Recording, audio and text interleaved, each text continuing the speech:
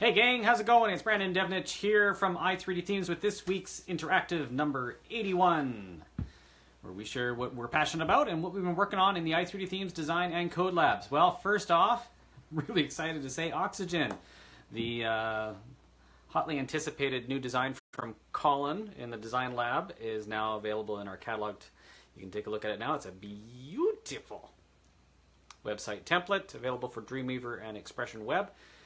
It's available in, I think, 5 or 6 different color choices, swatches, in a number of different image sets. Take a look. It's pretty awesome. Pretty excited to get that out, I would say, Wednesday.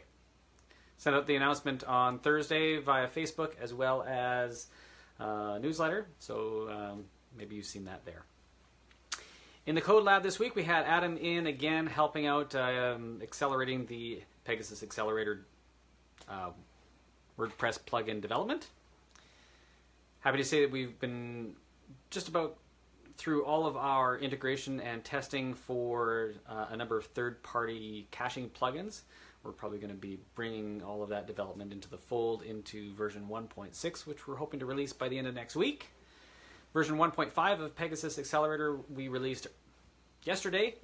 Really excited to have that one out. There's a number of new improvements, including where we're benchmarking the actual page load time before acceleration and then after acceleration to show you what sort of difference in load time you're looking at just by accelerating your page.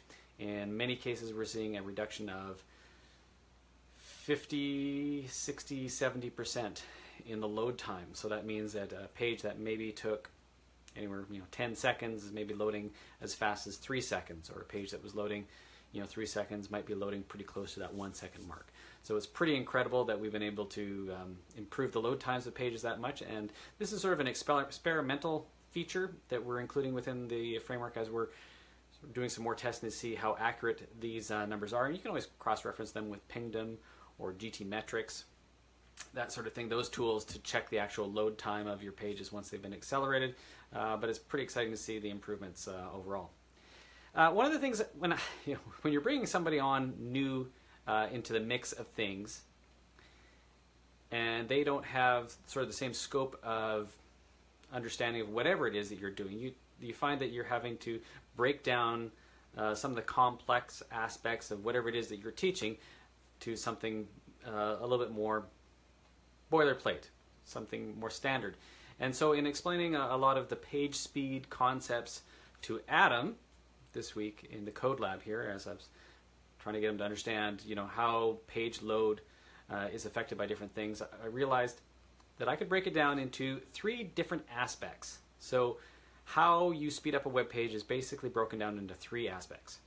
The first aspect is what we call server response time.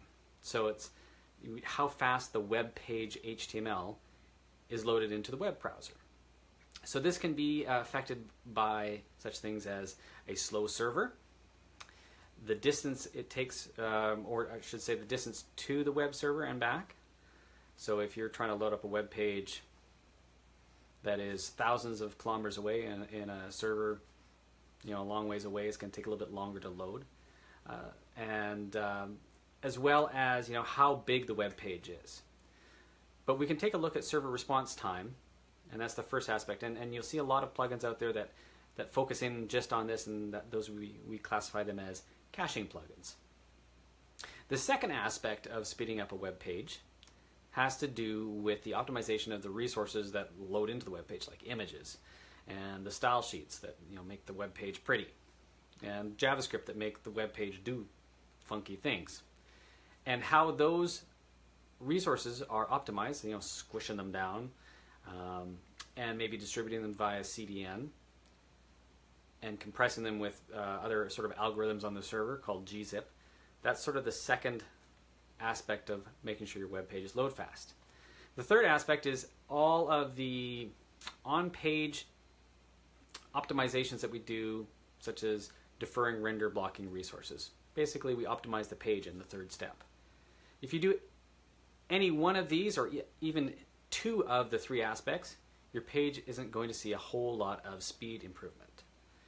If you just concentrate on the server response time and just on the image optimization, you're going to be leaving probably 30 to 40% of your possible improvement for your page load time on the table if you don't do the actual optimizations within the page. But if you just do the optimizations in the page and the image optimizations without actually worrying about your server response time, maybe you have a really, really, really slow server, it's going to take forever to get your initial web page to load. So that's why we say the very first thing you should do before doing any sort of on-page optimization is make sure that your web hosting is super fast. So if you're playing around in WordPress in the back end and you click on anything like maybe edit posts, and if it takes 3 seconds, that's probably about the most it should take. But if you're counting 1, 2, 3, 4, 6, 7, and then loads, your web server is way too slow. Now there's a couple things that you can do, and maybe deactivate any plugins that you don't really use, because as you maybe heard me say before, WordPress is a huge monster. It's like 500,000 lines of code. It makes connections to the database all the time, and so that takes a fair bit of time to computate, what's going on. And if there's a lot of plugins that you've got installed on your system, if you don't need them, get rid of them. But if you do need them, and your web server is slow, then think about upgrading your web hosting. So that's the very first step you should do. The next step is make sure you're optimizing all your on-page resources, such as your images, making sure they're sized properly, making sure that your CSS and your JavaScript is minified. And then the last step is making sure that you have all of your resources loading into the page in the proper order. That's probably one of the most complex things to do, and that's why we built Pegasus, is primarily for that. But then we realized it would be great if we could actually do all of these things together in one plugin that all you had to do was turn on, and it just put everything into place how it needed to be automatically. So that was the entire purpose of Pegasus, was to speed up websites, save a bunch of time in doing it, save us a bunch of time, because we were getting a lot of requests on, hey, can you optimize my site for page speed? And we found that there were a couple tricks that we could apply to the scenario that would speed things up and put it into an automated scenario, and that's how Pegasus came to be. Anyways, thanks so much for joining me. If you haven't had a chance to take a look at Oxygen, head on over to i3dthemes.com. It's now active in our website template catalog. I hope you have fantastic plans for the weekend ahead, and we will talk to you again next week. All right, talk to you later. Bye-bye.